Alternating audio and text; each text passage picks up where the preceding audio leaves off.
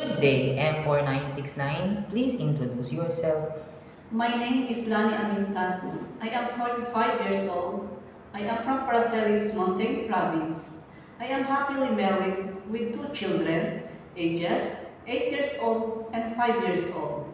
One boy, one girl. Okay, and your religion?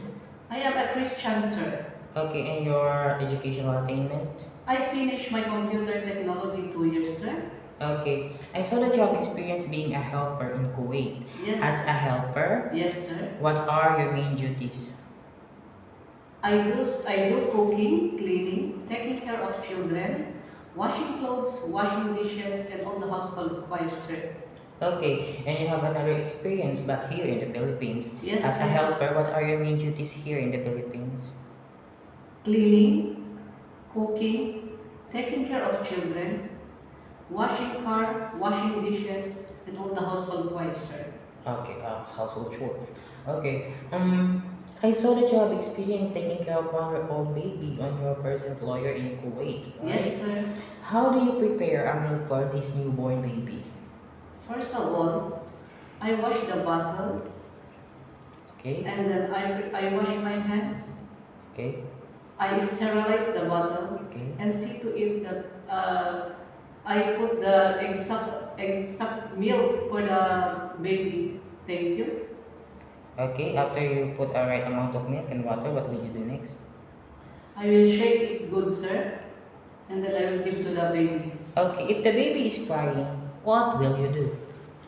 I will assure that I will see the temperature. If the baby is hot, I will look for the pampers if it is full, sir, and I will give food if the baby is hungry, sir. Okay, why do you want to work in Hong Kong? To prepare the future of my family, sir, Okay, how long do you want to work in Hong Kong? as long as my employer wants me, sir. Okay, do you have any idea how to cook Chinese food? No, sir, but I am willing to learn. And how will you learn to cook Chinese food?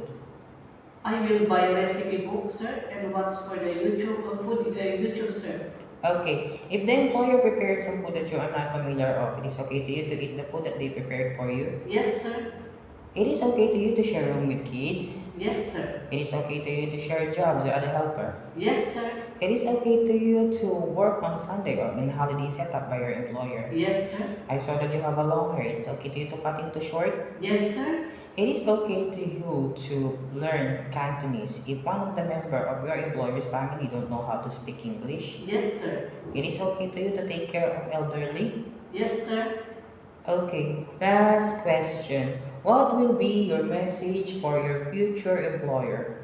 To my future employer, if ever you hire me as your housemate, I do the best I can to say to serve your family. I thank you. Okay, thank you very much, M4969, Miss Lani. Thank you.